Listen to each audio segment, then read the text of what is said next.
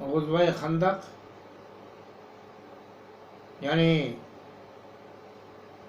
جس کا دوسرا نام غزوہ احزاب بھی ہے اور جنگ خندق کے نام سے بھی جانی جاتی ہے، اس جنگ کا تذکرہ جاری ہے۔ آج تیسری قسط سے پچھلی قسط میں بات یہاں تک پہنچ چکی تھی کہ جو خندق مدینے کی حفاظت کے لیے کھودی گئی تھی اس کا ایک حصہ کچھ تنگ تھا، چوڑائی اس کی کم تھی، تو حملے کے چھٹے دن جب کفار کو یہ احساس ہوا کہ اس طرح کس لڑنے سے کام نہیں چلے گا جس طریقے سے وہ اب تک لڑتے آئے تھے، یعنی ایک ایک سردار اپنی اپنی فوج کو روزانہ لے کر آتا تھا، اگلے دن پھر دوسرا سردار لے کر کے آتا تھا، یہ 5 سردار تھے۔ جب اس طریقے سے جنگ میں کامیابی نہیں محسوس کی تو ان لوگوں نے 5 سرداروں نے اپنی سرکردگی میں تمام فوجوں کو اکٹھا حملے کا حکم دیا۔ ادھر انہوں نے تیر برسانے شروع کیے اور ادھر کچھ لوگوں نے گھوڑوں کو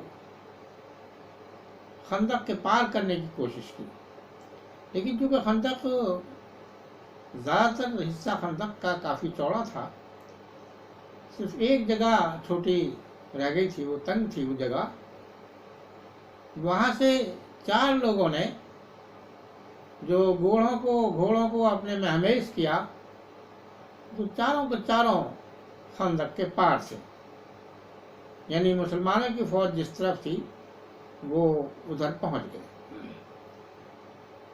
ان 4 میں ایک شخص کا نام زرار تھا، دوسرا شخص جبیرہ، تیسرا شخص نوفل اور چوتھا شخص عبدود نام کا تھا، جس کا پورا نام عمرو بن عبدود۔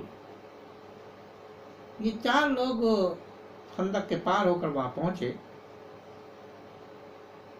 اور عبدود نے سب سے پہلے آگے بڑھ کر کے للکارا۔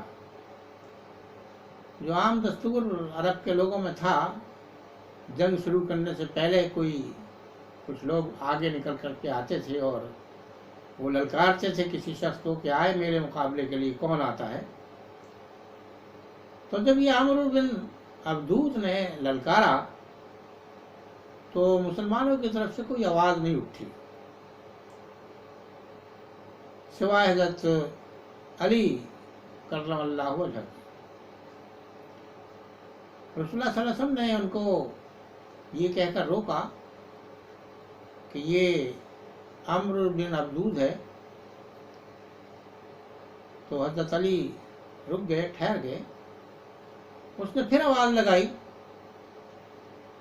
پھر کوئی جواب نہیں ملا، مسلمانوں کی طرف سے کسی اور شخص نے کوئی جواب نہیں دیا، تو حضرت علی نے پھر کہا اور اٹھے، لیکن پھر رسول اللہ صلی اللہ علیہ وسلم نے آپ سے یہی کہا کہ دیکھو وہ عمرو بن عبدود ہے۔ لیکن جب تیسری مرتبہ اس نے آواز دی اور للکارا اور کوئی بھی شخص اس وقت تک نہیں بولا، تو آپ پھر کھڑے ہو گئے۔ آپ نے پھر وہی بات، یعنی رسول اللہ صلی اللہ علیہ وسلم نے وہی بات دہرائی کہ تم جانتے ہو اس کو، یہ ابن عمرو بن عبدود ہے۔ تو حضرت عمر نے، حضرت علی نے فرمایا کہ میں اسے جانتا ہوں۔ بات اصل میں یہ تھی کہ یہ عمرو بن عبد العبدود جو تھا وہ بڑا جری سپاہی تھا، بہت طاقتور تھا۔ اس کے بارے میں عام تصور یہ تھا کہ یہ ایک اکیلا شخص 1000 سپاہیوں پر بھاری ہے۔ اسی لیے رسول اللہ صلی اللہ علیہ وسلم نے احتیاط کے طور پر آپ کو یہ بتایا کہ یہ وہ شخص ہے۔ لیکن 3 مرتبہ جب کہیں کسی اور شخص نے آواز کا جواب نہیں دیا تو حضرت علی بار بار کھڑے ہوئے، تو رسول اللہ صلی اللہ علیہ وسلم نے آپ کو اس کے مقابلے پر جانے کی اجازت دی. اپنے دست مبارک سے تلوار عطا کی ان کو، اور آپ کے سر پر پیارے نبی صلی اللہ علیہ وسلم نے امامہ باندھا اور دعاؤں کے ساتھ آپ کو رخصت کیا. اب یہ عمر بن عبد الودود کے ساتھ عبد المعدود کے ساتھ یہ بات بھی اس کے تعلق سے مشہور تھی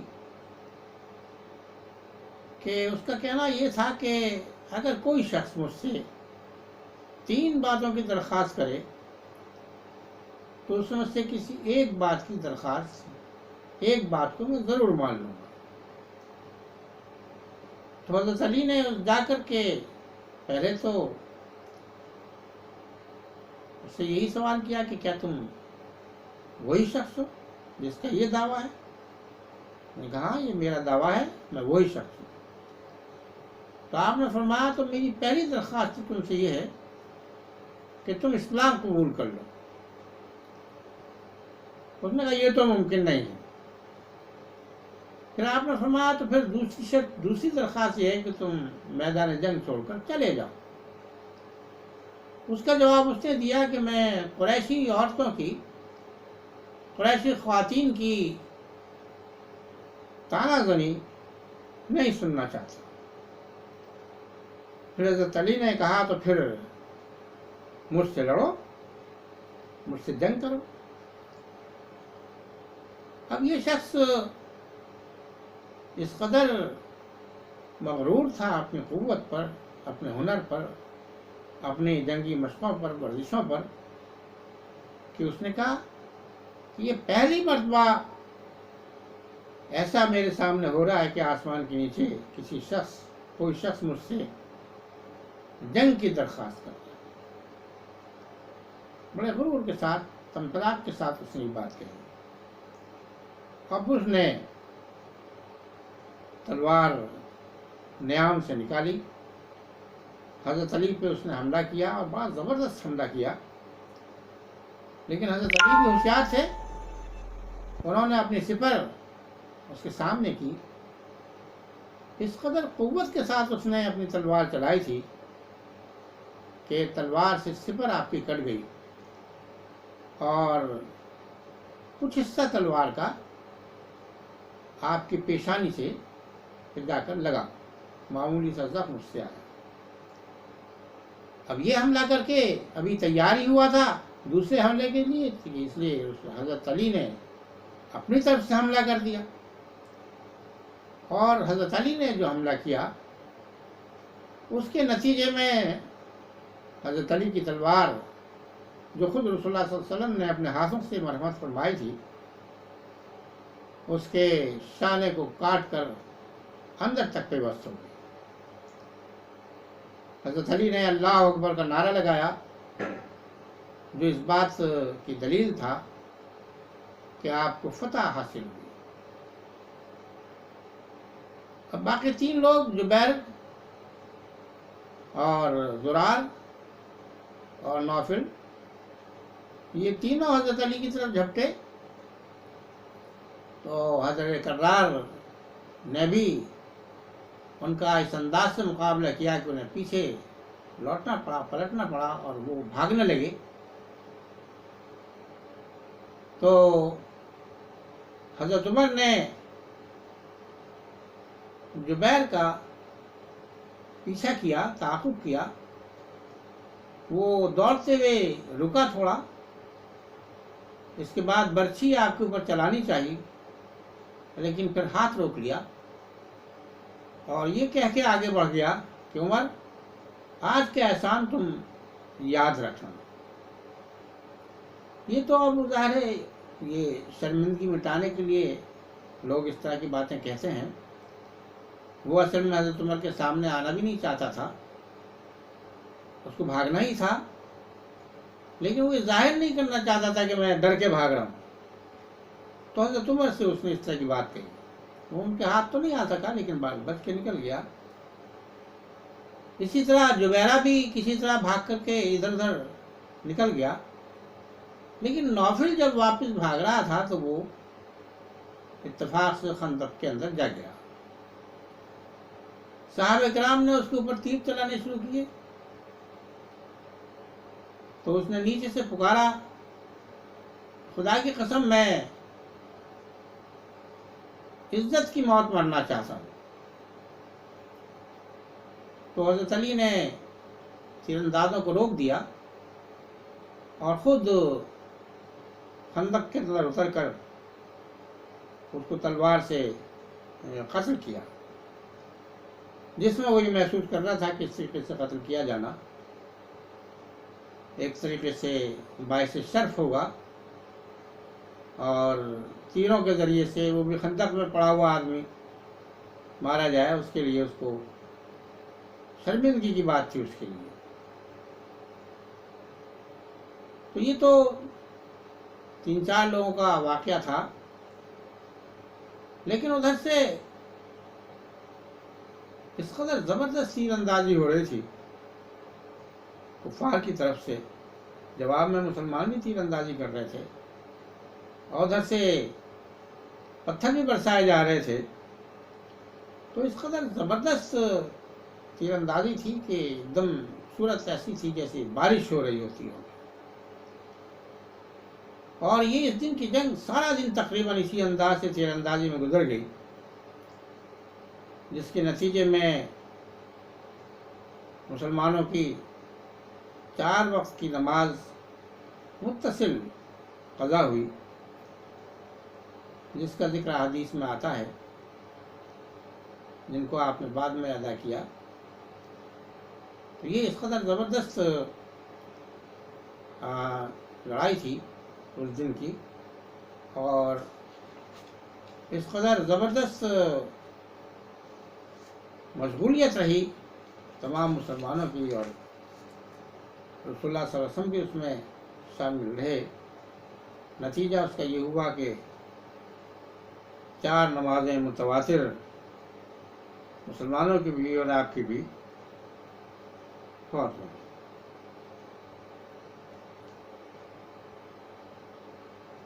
اب یہ دن کیونکہ چھٹا دن تھا اور ابھی بہت زیادہ دن نہیں ہوئے تھے، 6 دن تک کا محاصرہ جو فوجیں باہر سے آتی ہیں ان کے لیے زیادہ مشکل نہیں ہوتا۔ یہ محاصرہ چلتا رہا، تیر اندازی چلتی رہی، اور کچھ دوسرے احوال بھی ایسے پیدا ہونے شروع ہو گئے، جس کے نتیجے میں یہ خود کفار کے درمیان میں آپس میں شکوک و شبہات پیدا ہو گئے، اور بنو قریظہ جنہوں نے خیبر والوں کے ساتھ بھی ساتھ بات کر رکھی تھی، اور اہل مکہ کے درمیان بھی ساتھ بات کر رکھی تھی، یہ بنو قریظہ کا ذکر اس سے پہلے بھی آ چکا ہے۔ 3 قبیلے یہودیوں کے مدینے میں آباد تھے۔ بنو قینقاع سے سب سے پہلے ان معاہدوں کے توڑنے کا عمل ہوا، جس کے نتیجے میں ان کو مدینے سے شہر بدر کر دیا گیا۔ دوسرا بنو نذیر تھے، انہوں نے دھوکے بازی کی، ان کو بھی مدینے سے نکال دیا گیا، اور وہ خیبر میں جا کے ٹھہرے، اور وہی پیش خیمہ بنے اصل میں اس جنگ کا، جس کو جنگ خندق کے نام سے جانا جاتا ہے۔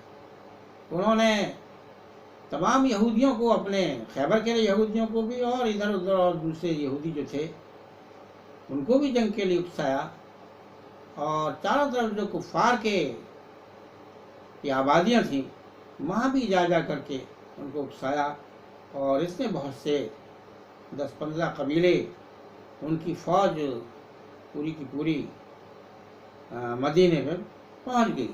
تو اصل کارنامہ یہ بنو قریظہ اور بنو نذیر کا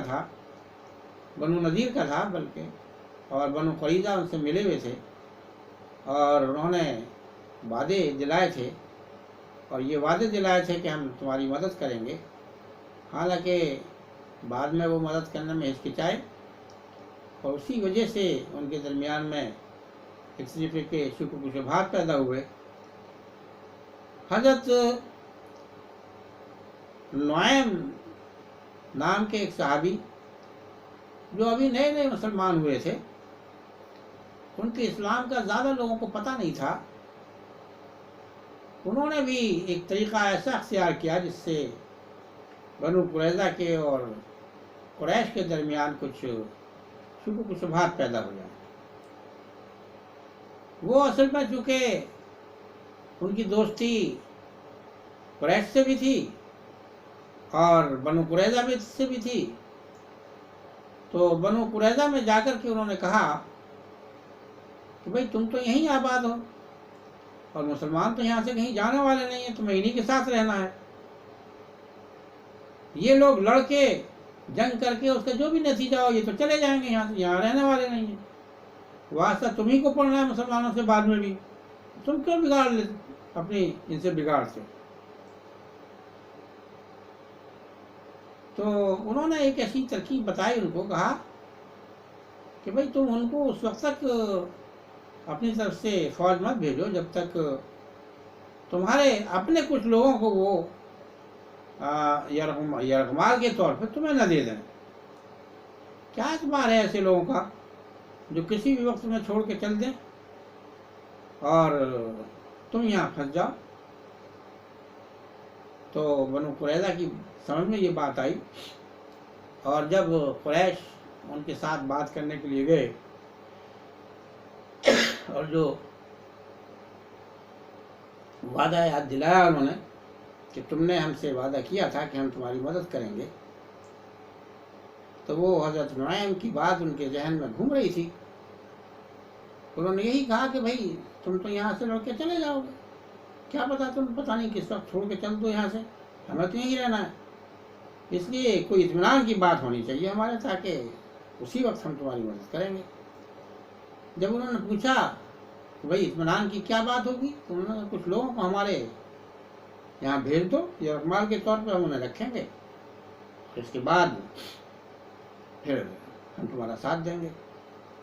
تو یہ چیز ان کو قابل قبول نہیں ہوئی، اس سے ان کو دل دھڑکنے لگے، تو وہ خود بھی بہت سے قبیلے الگ الگ سے آئے تھے اور بنو قریظہ پہ ان کا پورا اعتماد تھا۔ جب وہ اعتماد ڈاواڈول ہوا تو ان کے دلوں میں کمزوری پیدا ہو گئی اور مخمصے میں مبتلا ہو گئی، اور یہی مخمصہ آگے بڑھ کر کے وجہ بنا اس بات کی کہ وہ جنگ کو ختم کر دیں اور محاصرہ چھوڑ دیں۔ اس کے بعد اللہ تعالیٰ کی طرف سے کچھ اور بھی ایسے احوال ہوئے جن کا تذکرہ اگلی قسط میں انشاءاللہ کریں گے، جس کے نتیجے میں یہ جنگ ختم ہوئی اور اللہ تعالیٰ کی طرف سے پوری مدد اللہ کے نبی کو اور مسلمانوں کو حاصل ہوئی۔ تو یہ اس گفتگو کو ہم یہیں ختم کرتے ہیں۔ وآخر دعوانا ان الحمد للہ رب العالمین، والصلاة والسلام علی رسول اللہ۔